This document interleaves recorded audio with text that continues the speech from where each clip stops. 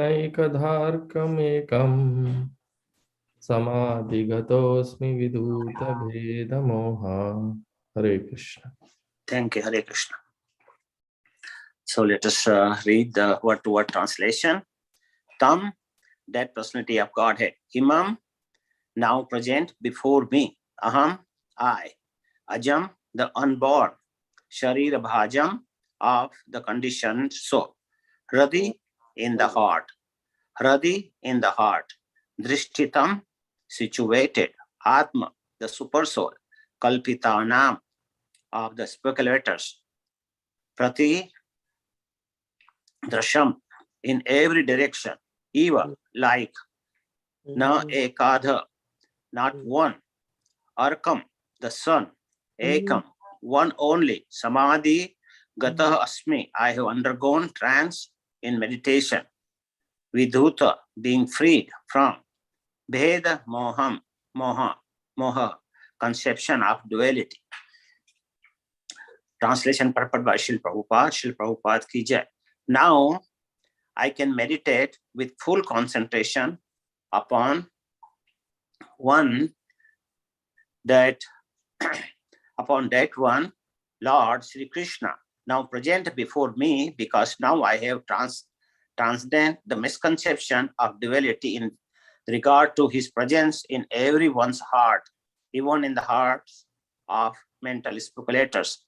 He is in everyone's heart. The sun may be perceived differently, but the sun is one. Purport. Lord Sri Krishna is one absolute supreme personality of Godhead, but he has expanded himself into multiplanetary portions by his inconceivable energy. The conception of duality is due to ignorance of his inconceivable energy. In the Bhagavad Gita 9:11, the shloka is avajananti mamura manusham tanumashritam param bhava majananto mata mama bhuta maheshwara. The Lord says that only the foolish take him to be mere human being. Such foolish men are not aware of his inconceivable energies. By his inconceivable energy, he is present in everyone's heart, as the sun is present before everyone all over the world. The Paramatma feature of Lord is the expansion of his plenary portion. He expands himself as Paramatma in everyone's heart by his inconceivable energy, and he also expands himself as the glowing effulgence of Brahmajyoti by expansion of his personal glow. It is stated in Brahma Samhita that Brahmajyoti is his personal glow. Therefore, there is no difference between him and his personal glow, Brahmajyoti, or his plenary portion as Paramatma. Less intelligent persons who are not aware of this fact consider Brahmajyoti and Paramatma to be different from Shri Krishna. This conception of duality is completely removed from the mind of Bhishmadeva, and he is now satisfied that it is Lord Krishna only who is all in everything.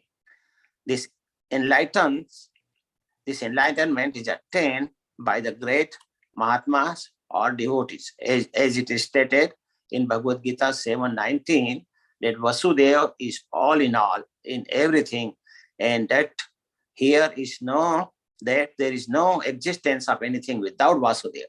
Vasudeva Sarvamiti Samatma Sadurlabha.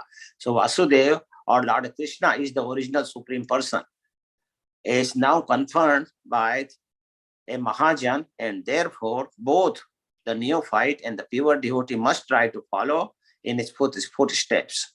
That is the way of the devotional line. The worshipable object of Bhishmadev is Lord Shri Krishna as Parthasarthi, and that of the gopis is the same Krishna in Vrindavan as the most attractive Shamsundar. Sometimes less intelligent scholars make a mistake and think that Krishna in Vrindavan and that of the battle of Kurukshetra are different personalities. But for Bhishmadev, this misconception is completely removed. Even the impersonalist object of destination is Krishna as impersonal Jyoti, or the yogish destination of Paramatma is also Krishna. Krishna is both Brahma Jyoti and the localized Paramatma. But in Brahma Jyoti or Paramatma, there is no Krishna or sweet relations with Krishna. In his personal feature, Krishna is both Parthasarthi and Shyam Sundar of Vrindavan. But in his impersonal feature, he is neither in Brahma Jyoti nor in the Paramatma. Great Mahatmas like Bhishma Dev realize all these different features of Lord Sri Krishna. And therefore, they worship Lord Krishna, knowing him, the origin of all features. Om Agyanti Mirandasya Gyananjana Shalakaya Chakshar Univitam Yena Tasmai Shri Guruve Namaha. So thank you very much for giving me this great opportunity. So let us see where we are discussing now, what portion we are in the chapter itself, and then we will discuss, because this chapter actually has many, many important points, which we are going to discuss today. And so, like it is said that Krishna elevates his devotees to a higher position, even higher than his own position, So he always glorifies his devotees.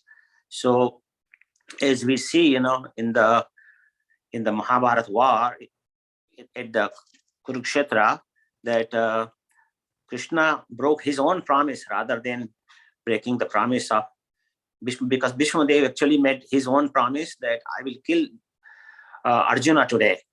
And then the arrows, like we discussed yesterday or a few days before, that the arrows were borrowed from the Duryodhan. Duryodhan gave it to Arjuna. Now, so it was for Bhishma Dev, it was hard, but still he promised that I will kill Arjuna today. So that was, and Krishna's promise was that he will not lift any weapon. So now Krishna said that if Bhishma Dev actually fights very vigorously, and very intensely, then he can kill the Arjuna, and that condition came, That's why he said that rather than breaking Bhishma Dev's promise, then he preferred to break his own promise, because he wanted to glorify Bhishma Dev, who was his devotee, and also he didn't want Arjuna to be killed. So that way, Krishna is so merciful to his devotees, and we should feel that all the time he glorifies even to a higher position than himself, and we can see this by his own actions. He sacrificed his own promise, which promised that he will not lift any weapon, and he fulfills the desires of his friend, because Bhishma Dev actually wanted that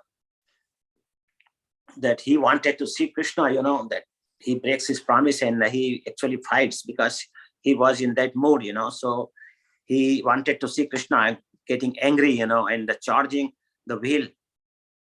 So towards him, So that's what Bhishma Dev, to fulfill his desire, Krishna did that. And Bhishma Dev was thinking in the 30th shloka that let my gati and my destination be Krishna, Lord Mukunda, who rushed towards me very angrily to kill me.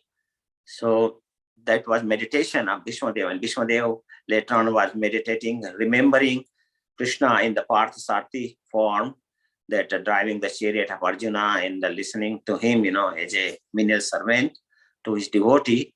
Also, he was remembering the Braj Gopis, that how the Braj Gopis actually control Krishna, So he was remembering in different form. And he was remembering in the last shloka yesterday, we discussed that at the Rajsu Yagya, how Krishna was being worshipped by all the kings and all the saints and all the rishis and everybody, all the sages, which were most exalted. So he remembered, what is the position of Lord Krishna actually. And in this shloka actually, now he said that my mind was dwelling on the different dualities of this material world, but now actually I have learned, that Lord Krishna is one only, and he should be remembered. So he focused his mind, concentrated his mind at one point, Lord Krishna. And Lord Krishna mercifully was there in front of him. That was Bhishma Dev's desire, that Lord Krishna should be there when he's living body. So Krishna, that's why Krishna actually came to fulfill the promise of his pure devotee. So we can see the dualities in the life, like happiness, distress, or heat and cold, or good and bad. There are so many dualities in material life.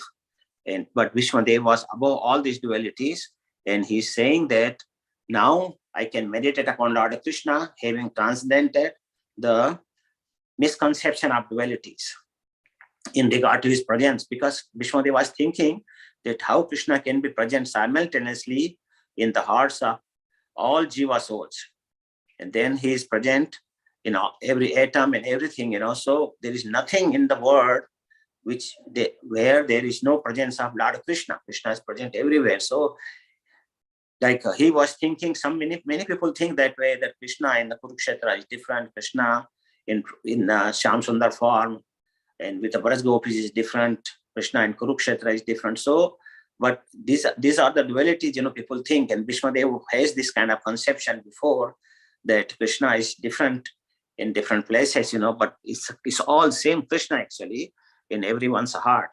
So that misconception was gone, and now he was thinking that let me meditate on Lord Krishna, because he knew that this is last time, and he has the boon from his father that he will die, he can die whenever he wants, So, and he's saying that the sun may be perceived differently, like we can perceive the sun with a different, all the sun rays, everywhere in the world, but sun and the sun rays, they may look different, but they are same thing. From sun, all the sun rays comes. Similarly, from Lord Krishna, he is pervading in localized in the form of localized Paramatma. Similarly, he is present in the impersonal form as all in atoms and everywhere, So Krishna is present everywhere in different forms, but it's all same Krishna. Like same sun, gives light and heat to all over the world, to everyone. So Vishwadev is meditating this way and remembering Krishna in different form. But from next shloka, we will see that he actually started to stop the breathing, and how he wanted to leave his body that time. So in this shloka, actually, there are very nice points. Like one is how we can meditate on Krishna. We can have full concentration on Krishna.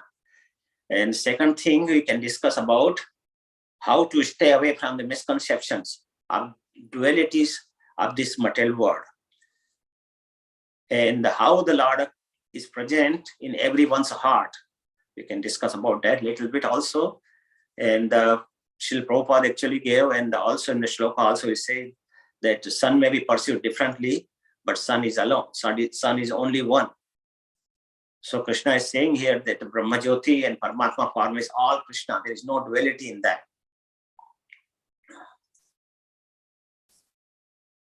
So actually, if we see this shloka very nicely with concentration, we can feel that actually by his own example, Vishwadev here is showing, how to remember Krishna at the end of the life.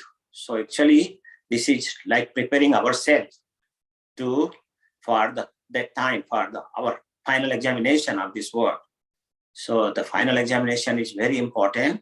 And Bhagavad Gita also says that Antakale cha mameva isvaran mukta kalevaram yah prayasi samadbhavam yati nasti atra sanshaya. So there is no doubt. Antakale cha mameva, whoever remembers me at the end of his life, or at the time of quitting his body, if he remembers isvaran mukta, remembers me alone, kalevaram, me alone, at once he attains his nature. Yah prayasi samadbhavam yati nasti atra sanshaya. Of this there is no doubt. So Krishna here saying that remembering me alone, so that ekatma bhav should be there.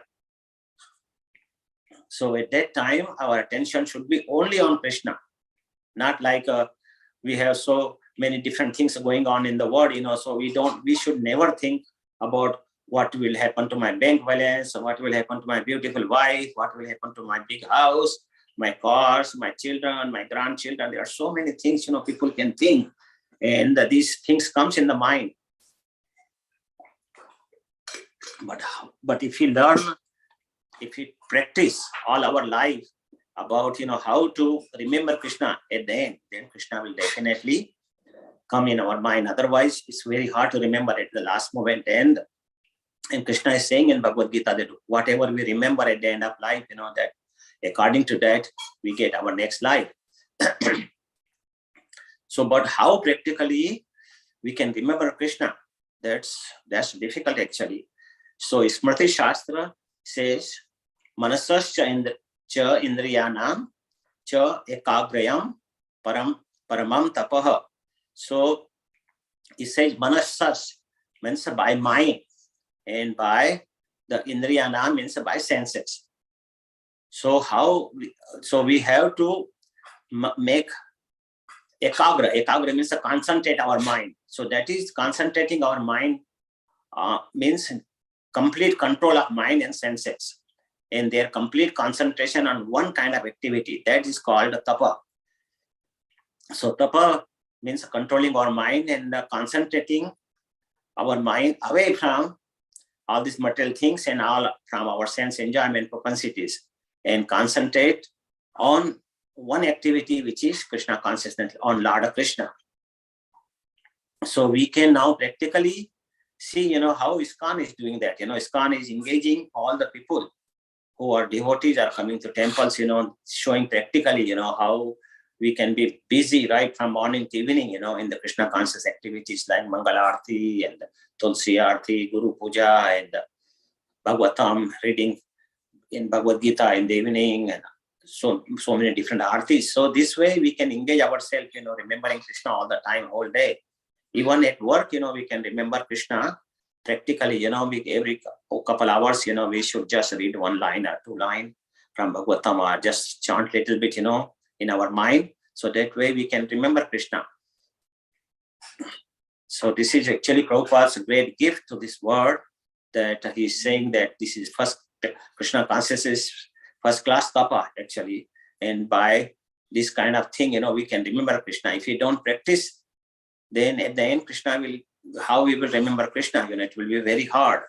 And somebody may ask that if I cannot remember Krishna at the end of my life, and I do bhakti, whole devotional service very seriously all my life, and I may be unconscious at the time, but Krishna will come, in that case and remind us. So we are not losing anything. We will definitely, if we concentrate on Krishna all our life, and remember active in his service, then definitely we will remember Krishna. So in Krishna consciousness, actually, we should render transcendental loving service to Supreme Personality of Godhead, Lord Krishna. And that should be favorably, actually, like Rupa Goswami says, that Anya Abhilash Tata Sunyam, Jnana Karmana Vritam, Anukulena Krishnano, Shilanam Bhakti Uttamam. So that bhakti is Uttama Bhakti. We should do bhakti favorably to Lord Krishna, not like what Duryodhana did. He was remembering Krishna also, but he was all the time thinking how I can kill him. Like Putna was thinking, how I can give poison and kill Krishna. So that favorable bhakti should be there, not unfavorable, and without any desire for material gain or loss. So that's also important. And there should be no fruitive activity or philosophical speculation. And that kind of bhakti is actually Uttama Bhakti. So we should know exactly how bhakti is defined in Srimad Bhagavatam, also Savai Punsha Paro Dharma. So we should know that, and the bhakti as it is given in the Shastra, not whimsically, like we can think anything and do anything. It's not like that. So one has to concentrate upon the lotus feet of Krishna, like Ambarish Maharaj praised in the Srimad Bhagavatam, 9th canto, Save Manaha Krishna Padara Vindyor Vancha Siva Kuntha Gunanu Varnane Karo Harer Mandir Marjana Adishu Shrutin Chakar Achyuta Sat Katho Daye. So Ambarish Maharaj is saying that,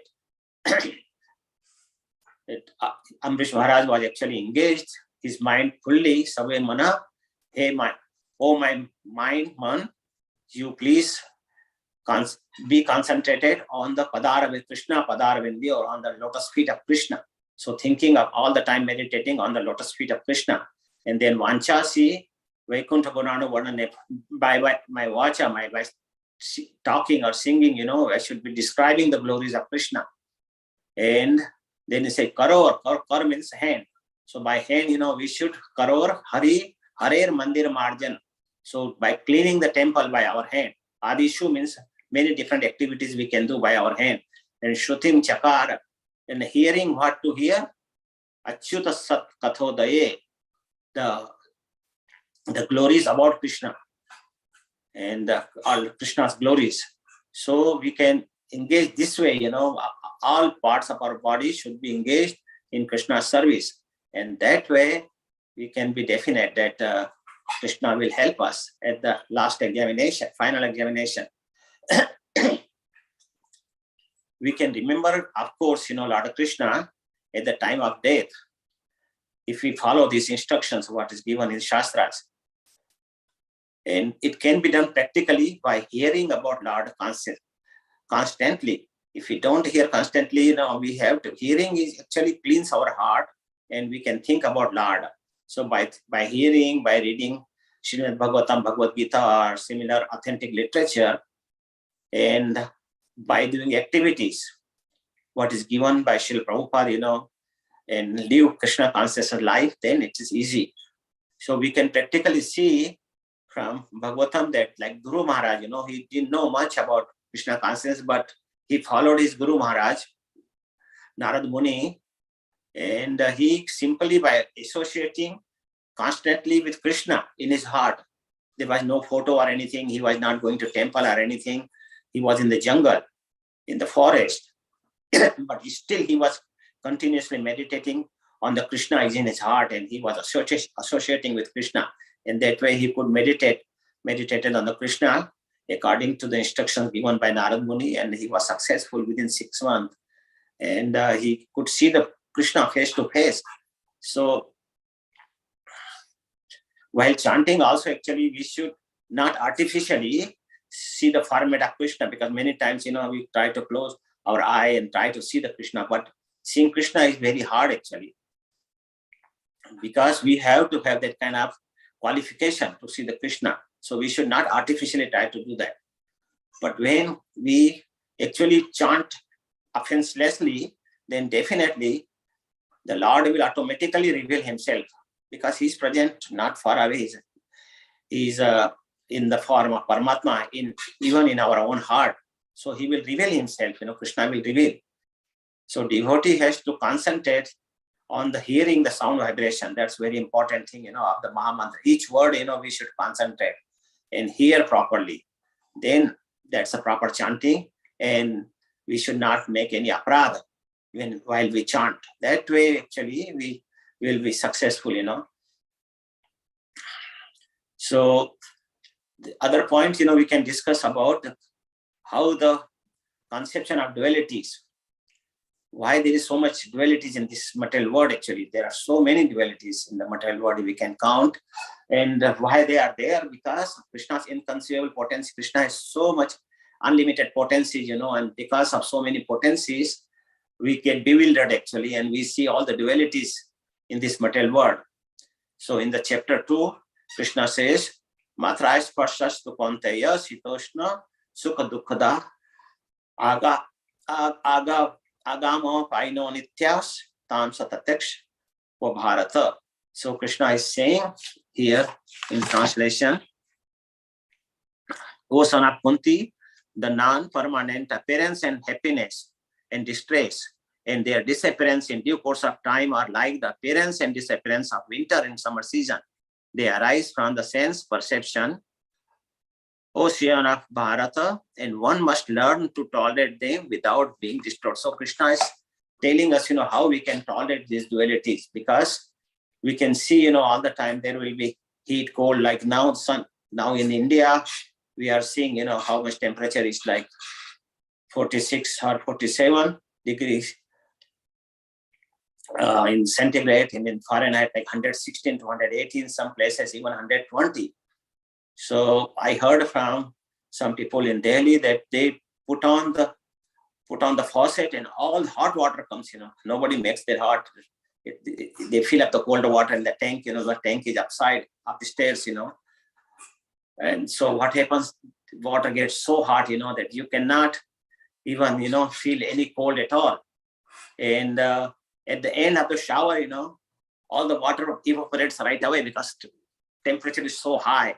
You need not even wipe your body with the towel. So it's a dead hot, But Krishna is saying here, and that we have this, the heat and cold weather and hot weather, it will come and go, Happiness and distress similarly will come in the life and go away, but we should just tolerate them rather than worrying about them, because there is no other way, Like in New Vrindavan, I used to go in early days, and at that time there was no facilities like what we have now in New Vrindavan. In New Vrindavan now we can see, there's nice first-class facility of living and the bathrooms and everything. At that time, there were no bathrooms at all. People have to go to in forest. And also showers were just like faucet outside, and little cloth wrapped around, but nothing like bathrooms are separate bathrooms, and people used to take shower in the cold water. There's no facility of hot water like that. And still, Prabhupada actually advised, that if you can tolerate, then take the cold shower, then you can concentrate more on Krishna. But we have to be very practical through that. We don't want to get sick, So that's not advice of Srila Prabhupada that you should take cold water. But if you can take it, that's very good spiritually.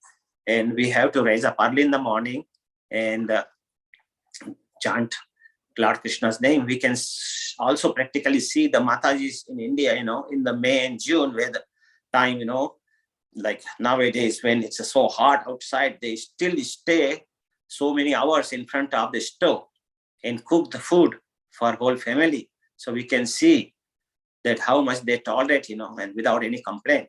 So that is the way Krishna is telling us, that we have to tolerate this discomfort of the life. So one has to perform his duty, and at the discomfort, that way one can concentrate on Krishna. If you try to live very, very pleasant life, with air condition and this and that, and not tolerate any discomfort of this material world, then it's very hard to concentrate on Krishna. So one should follow the prescribed rules and regulations of the religious principles. So whatever is the prescribed duties of the human being in the Shastras, we have to follow that. And we have to actually associate with the devotees. And our mind should be trained properly according to instructions of the Guru and Shastra. That way we can learn how to tolerate these dualities of the life. Because we are actually spiritual soul, and we have nothing to do with this material body actually, If you think, body is compared to a car. So we take care of the car, of course. Similarly, we should take care of our body, because we need the body. Body is the vehicle through which we perform our devotional service. So body is important in that sense to perform a devotional service. But how much because sometimes we get so much entangled in the care of the body that we don't take care of the bird inside the cage, which is the Atma, so our super soul and super soul. Actually, we don't take care of them. So then what happens?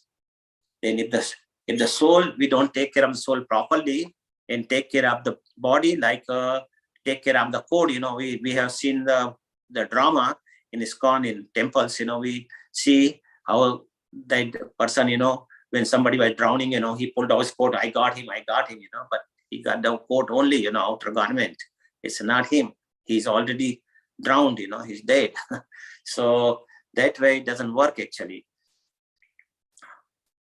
So all the pain, all the sufferings comes to the body actually, not to the soul. And we are not the body, we are the soul. So we have to remember, some difficulties we have to tolerate,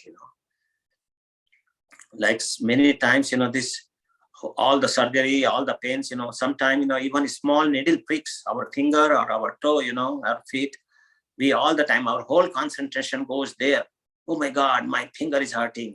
I got pricked by a needle. So this kind of thing, we should not do. We are concentrate on that. We should concentrate on Krishna, some disturbances, some difficulties will come in the material world. We live in the material world. when we leave the body, at that time, the Shastra described that 10,000 scorpions bite you. That much pain it comes, when the soul leaves the body, and we have to tolerate. We have no choice. And the Yamadutas who come, to drag the soul out of the body, they look so horrible, at that time. It's very scary moment. But if we remember Krishna at that time, then we will not see the Yamadutas, we will see Vishnu Dutas actually. So we have to prepare for that Vishnu Duta comes, not the Yamadutas. So we can see how Dhruv Maharaj actually tolerated all the difficulties when he was doing the austerities for Lord Vishnu according to instructions of Narad Muni. So he ate only like every third day. He was in the beginning, first month, he was eating only the dry leaves and some grass. And second month, he was drinking water every 6 days. Then third month, he was breathing little bit every 9th days. And so, slowly he increased his austerities more and more. And then he could actually see Lord Vishnu face to face. So Sri Prabhupada actually often we see if that many people ask Sri Prabhupada, that have you seen the God? So Prabhupada actually he was Mahabhagavat, he was seeing Lord all the time, and he's still seeing the Lord all the time. He's all the time with Krishna, he was pure devotee. So, or sometimes people used to ask Sri Prabhupada, can you show me the Lord? But Prabhupada said, yes, I can show you, but you should have qualification to see the Lord, So you have to have proper eye to see the Lord. Because it does not work that Lord is not somebody's servant, that whenever you want to see him, he will come and see you, it's not like that. Even small, like a judge, you want to see the judge, you can't see him like that. Anybody say, oh, I want to see him, or I want to see the president. If a small country's president, you cannot see him also, so how you can imagine the Supreme Lord, who is the controller of everything, who is the owner of all three worlds, how you can see him, so people should not ask that kind of question, that can you show me the God, or can I see the God? Otherwise, I don't believe the God is there. So that's their misconception actually.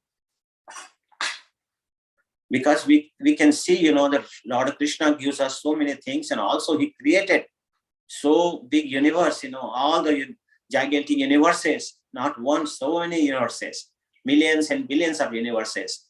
And we can imagine from Garbhodaksha Vishnu, then from the Amlikas part, Amlikas, the stem, right? It starts, from there and goes, and in that stem, the lotus stem, there are all this 14, the planets in there, the upper planets, middle planets, and lower planets.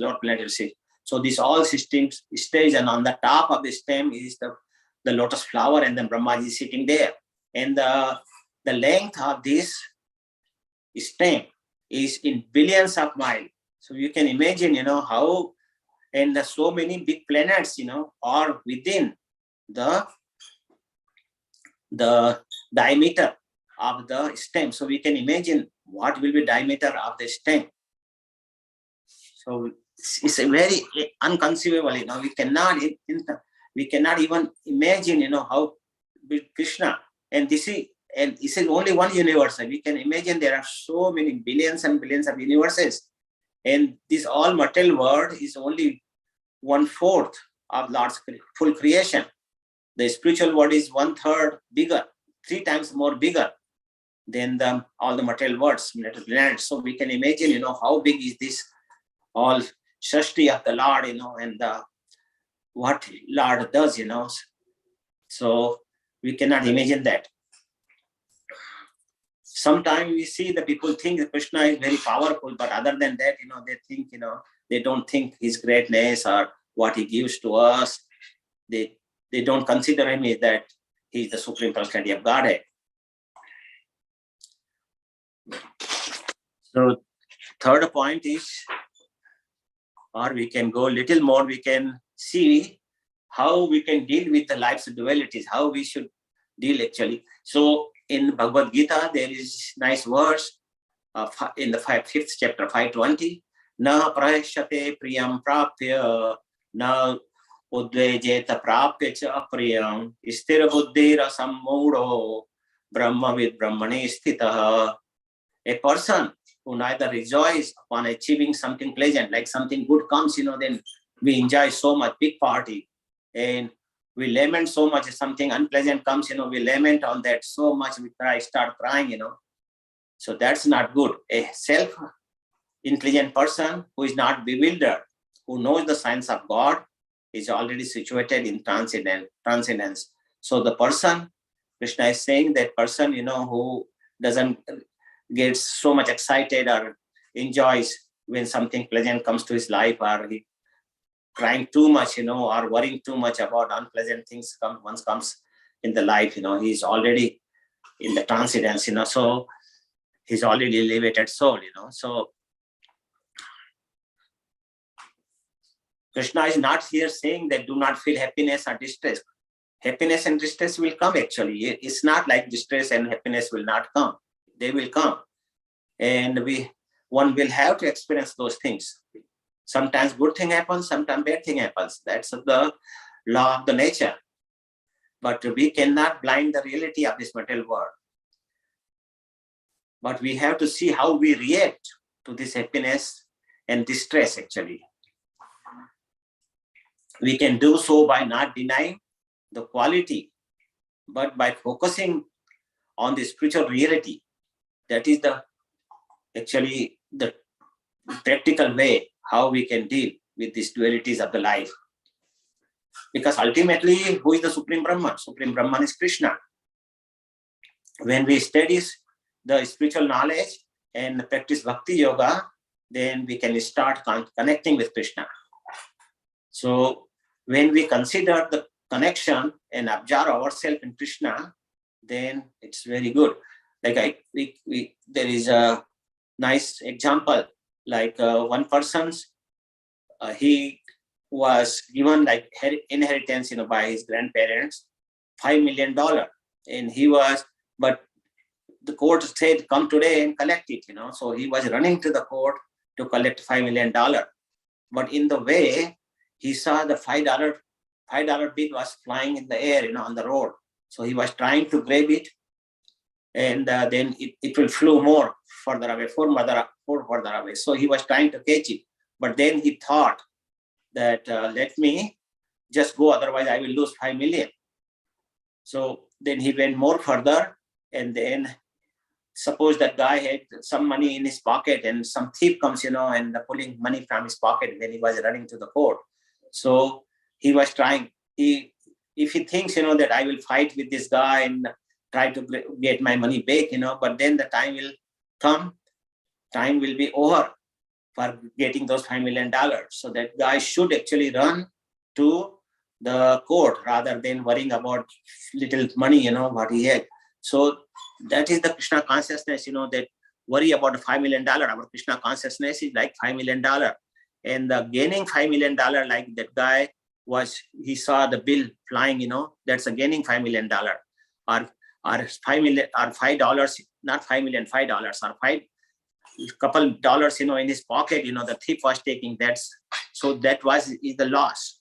So we should not worry about gain or loss, but what we should worry about the Krishna consciousness, because that if we focus on Krishna, then Krishna is the owner of everything. So we will get inheritance of Krishna anyway, so because even Krishna is so merciful, even in the sea he rains, or even in desert he gives the rain, So what to say, Krishna is so merciful and he will give us whatever we need, but we have to do the service for Krishna.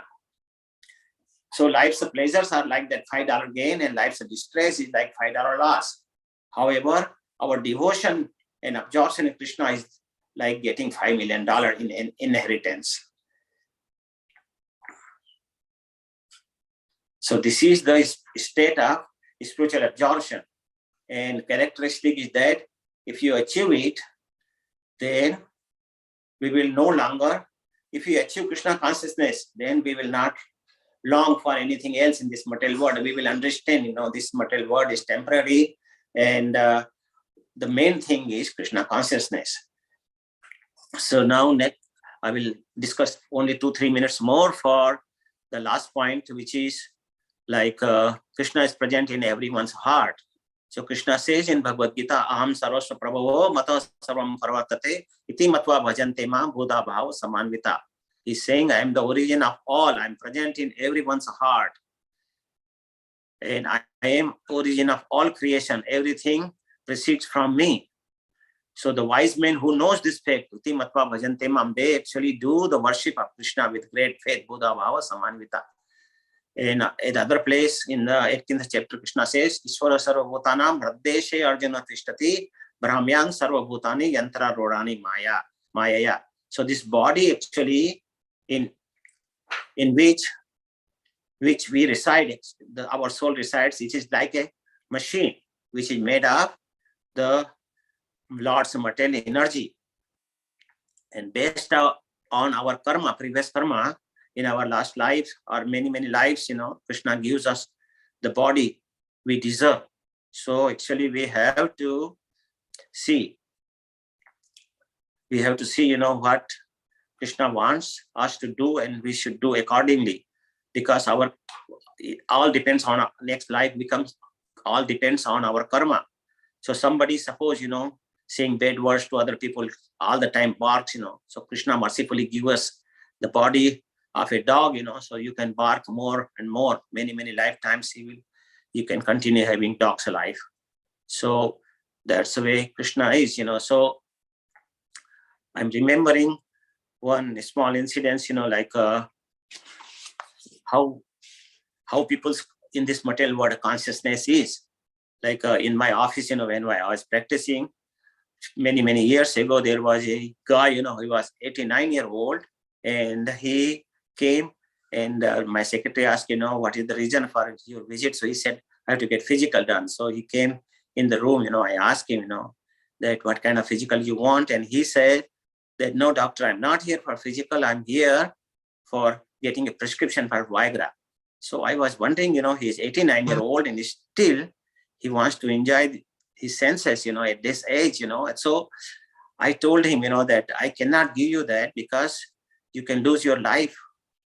Because sometimes, the side effect of Viagra is like people can get flattened and that they die, And he said, it's not me, it's my girlfriend, who wants this and that. But I said that you should actually, just forget about that, because you don't want to die. But he told me that actually if I die enjoying, then it will be better. Like we see many people, on the first, like New Year's Eve, what they do, keep drinking whole night, dancing and drinking, dancing and drinking. And what happens in the morning when the sun rises, the New Year starts, at that time they are sitting near the toilet, throwing up in the toilet, So their whole year goes in the miseries like that.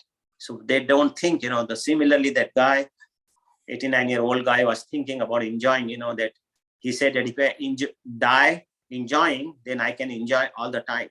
But that's not the truth. So in the material world, people's mentality is like that let me enjoy now. We'll see who has seen the future, who has seen what will happen next life.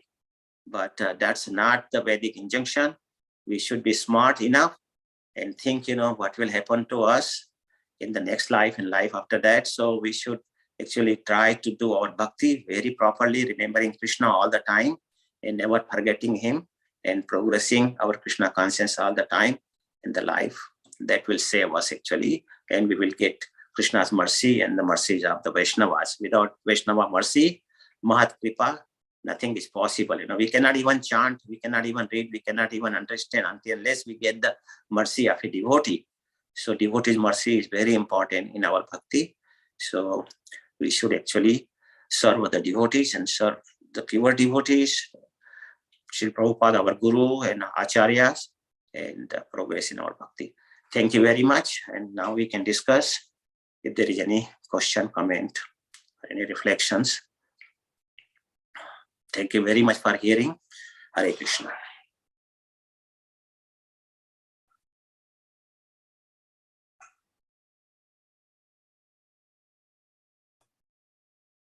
Hare Krishna, devotees. If anybody has questions, please just unmute yourself.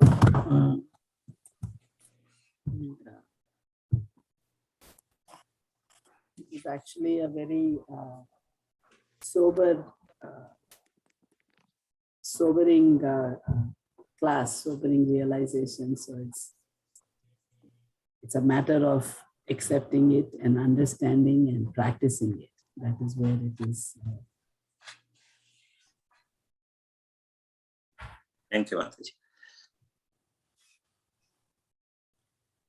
Lots of good examples. Just, I think it's a matter of practicing it anymore. It's hearing about Krishna Dev's realizations throughout. It comes down to absorbing these lessons and practicing them. Charu Chandra Prabhu is here, and Archana Bhakti Mataji. Do you have anything else you would like to add? Hare Krishna, Prabhuji. Please accept my obeisances. Thank you very much for the class, Prabhuji. Thank you, Mataji. I was just thinking about Bhishma Dev's. It is said that, I was just reflecting on that Bhishma Dev didn't even care for, he was not even attracted to the four-armed form of the Lord in Dwaraka, but his attraction was to Krishna as Parthasarathi. Yeah. Yeah. Parthasarathi, also Shyam Sundar. Shyam Sundar, yes. Yeah, those forms are very nice to remember. Yeah. Bhishma Dev was so lucky, that he could remember those things, because he was pure devotee of Lord. And yeah. That's good. Thank you for Prabhuji. Thank you. Anyone else has any comments? Otherwise, we can close for today. Hare Krishna, Prabhuji. Hare Krishna, Mataji. Very, very nice class. There are so many points in it that we can apply. We should remember to apply. And one point I liked very much is that this is for everyone who are working. So we should take time to remember Krishna in a couple of hours, chanting few shlokas or Hare Krishna mantra in mind. That looks like very practical, and everything is very, very practical. We should train our mind, chant with focus, and associate with Krishna. Everything really liked very much. All the examples. Hare Krishna. Thank you. Hare Krishna. Thank you.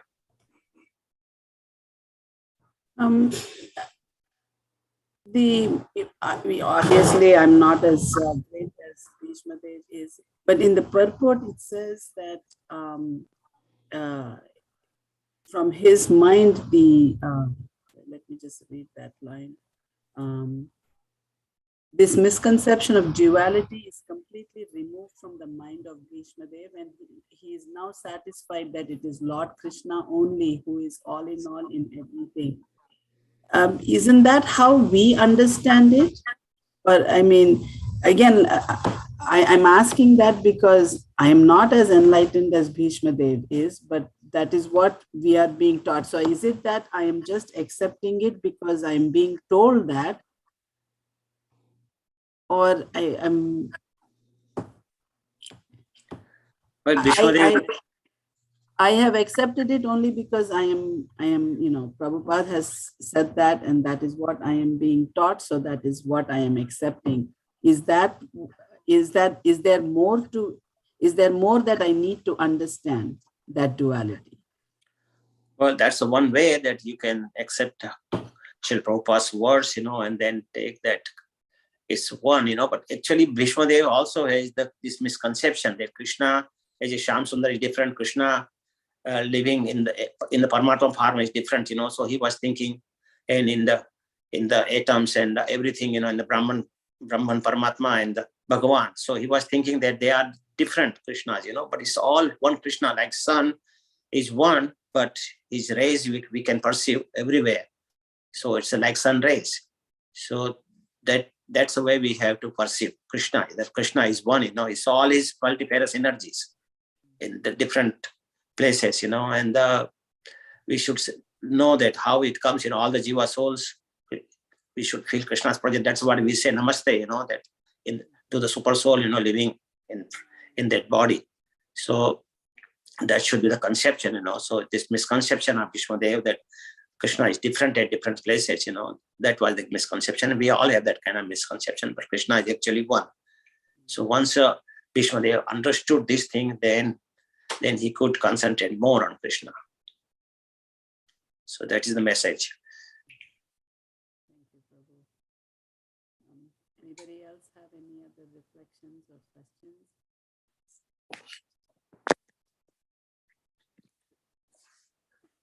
Okay, then we can end the class here today. We'll meet again. Yeah. Yes, Mataji, we can stop it now. So Vancha kalpatarubhyasya kripa sindhubhya eva cha patapāṇebhyo Vaishnavebhyo namo namah. Hare Krishna.